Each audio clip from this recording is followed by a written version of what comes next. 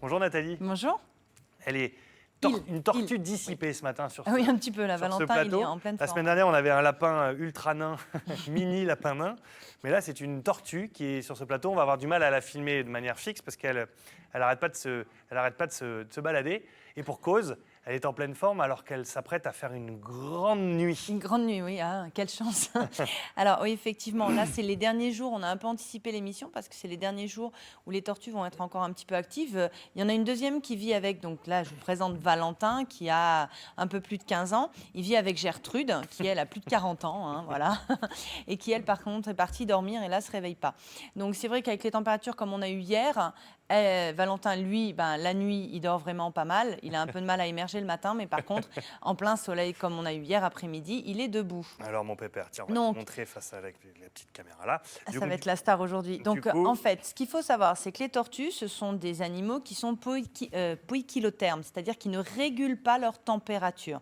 C'est-à-dire qu'à partir du moment où les températures vont baisser, ils ne vont plus pouvoir vivre et se nourrir parce que leur métabolisme va ralentir. Donc, ce qui est très important pour la tortue, c'est qu'à partir du moment où l'hibernation va se démarrer, il ne faut pas qu'elle se réveille. Le risque, en fait, c'est que si une tortue se réveille alors qu'il fait froid dehors, elle ne pourra pas manger. Donc, en dessous de 15 degrés, une température entre, on va dire, 7 et 15 degrés, la tortue est réveillée, mais n'est pas capable de manger. Donc, du coup, elle va puiser sur ses réserves et elle va mourir. Donc, à partir du moment où on a commencé l'hibernation, il faut maintenir des températures basses pour qu'elle ne se réveille pas. C'est le gros souci qu'on a actuellement, c'est qu'on a des nuits qui sont quand même très fraîches. On voit même un peu le matin un peu de gelée sur l'herbe, alors qu'on a des après-midi comme hier où il a fait 25. Donc, c'est compliqué. Il faut bien faire attention aux tortues qui vivent. Là, on parle des tortues qui vivent à l'extérieur, bien sûr, des maisons. Des tortues qui vivent, qui sont autonomes dans leur hibernation et dans leur gestion de leur... Voilà, en fait, elles sont... par exemple, Gertrude, dont je parlais tout à l'heure, qui a 40 ans, elle est complètement autonome, je ne suis plus inquiète pour elle. Elle a son endroit où elle hiberne tout le temps, qu'on prépare, et elle, je ne me soucie pas. Valentin, il est encore un petit peu jeune, donc lui, il n'a pas beaucoup de réserves. Donc, s'il se met à moitié se réveiller tout le temps, lui, il ne tiendra pas. D'accord ? Donc, les tortues qui sont à l'extérieur, il faut surveiller qu'elles restent bien. Donc, on surveille l'endroit où elles hibernent et qu'elles restent bien endormies. Donc, le principe, c'est que si les températures sont trop fluctuantes, on va rentrer les tortues et les faire hiberner à l'intérieur. Donc, pour faire hiberner une tortue, on a la phase de pré-hibernation. C'est la période pendant laquelle, justement, on est encore un petit peu réveillé et la tortue mange. On va progressivement limiter l'apport alimentaire. On va leur faire prendre des bains pour vidanger le tube digestif. Donc ça, c'est incroyable, faire prendre un bain à une tortue. Oui, vous la mettez dans un petit bac. Moi, à l'extérieur, on a une petite piscine pour les tortues. C'est important. D'ailleurs, c'est comme ça. Une tortue de terre. De terre, tout à fait. Elles ne vivent pas dans l'eau, mais elles ont besoin d'être baignées parce que c'est aussi comme ça qu'elles se réhydratent. Pour hydrater une tortue, on la baigne. Il s'en va, Valentin. Il faut qu'elle ait pied. Ah oui, il faut qu'elle ait pied. Il faut mettre des petits tremplins. Non, mais tout à fait. Quand on dit baigner une tortue, il faut que la tête soit hors de l'eau. Elle peut mettre la tête sous l'eau, elle peut faire une petite plongée sous-marine, mais pas trop longtemps. D'accord ? Mais ce qui est important, en fait, l'intérêt de la baignée, c'est que ça entraîne une vidange du tube digestif. Ça la nettoie, ça la purge. Voilà, tout à fait, ça la purge. Et c'est important qu'elle s'endorme avec un tube digestif vide. Sinon, les aliments qui sont dedans, ils vont pourrir et moisir. Et elle peut mourir comme ça en se faisant manger de l'intérieur. Donc avant de la coucher, il faut être sûr qu'elle se couche, il faut être sûr qu'elle ait bien... Qu'elle ait bien nettoyé son tube digestif. Voilà. Et éventuellement, quand elles vivent dehors, on les vermifuge même. Comment être sûr qu'elle ne remange pas entre-temps ? C'est vous qui lui donnez plus. Non, mais on l'enlève de son substrat. C'est le problème des tortues qui vivent à l'extérieur. Quand elles sont suffisamment autonomes, on les laisse gérer leur vie. Par contre, quand elles sont un peu comme Valentin à la limite, dans ces cas-là, on les rentre et on force la nature. C'est-à-dire qu'on bouleverse tout. On ne donne plus à manger et on les hiberne à l'intérieur. Alors, la phase d'hibernation, je vais donner les petites... Regarde, Valentin, il va t'avoir. On va la piéger un peu. Thibaut, il va te piéger avec une petite salade. C'est ma petite caméra qui est là. On va mettre un peu de salade dessus et on va voir si ça la... Allez, mon pépère, viens voir. Donc, pendant que Thibaut nous présente la démarche de Valentin vers la salade, on va parler donc la méthode pour faire hiberner. Il faut le faire dans une caisse ou dans un bac à linge même, ou dans un bac en plastique, avec différentes couches. La couche la plus profonde, ça va être de la terre très tassée, c'est ce qu'on appelle le pont thermique.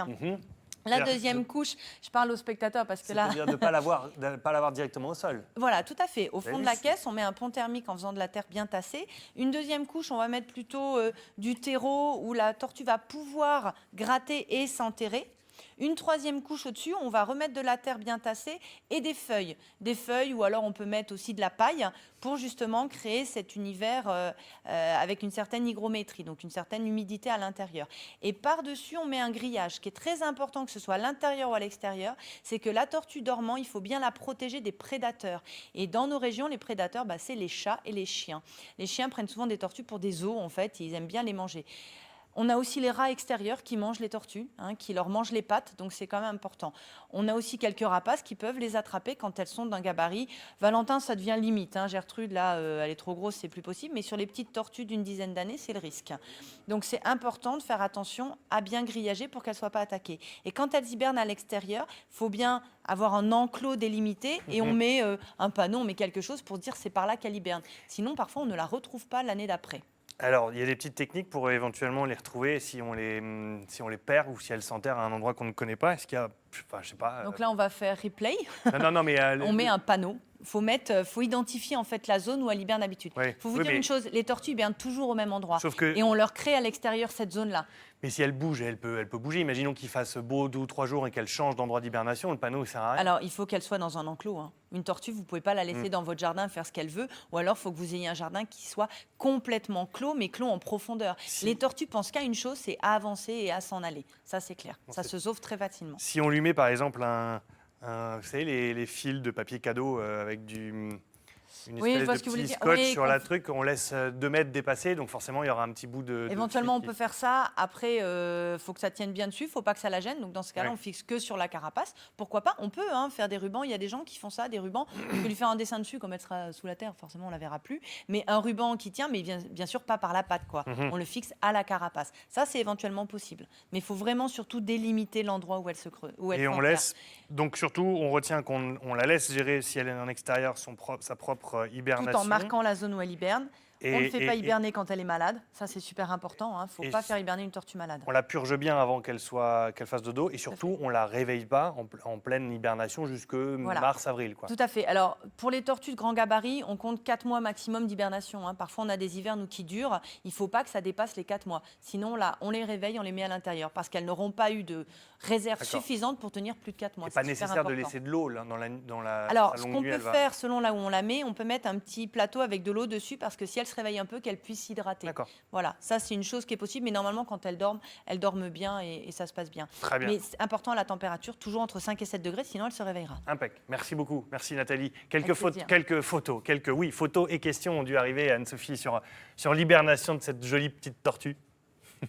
Oui, nous avons eu une photo. Elle est signée Julien, qui aime beaucoup les animaux et qui a photographié cette tortue dans le canal à Ham. Alors, comme il me dit, elle est très jolie. Elle s'est peut-être évadée ou elle a peut-être été abandonnée par quelqu'un.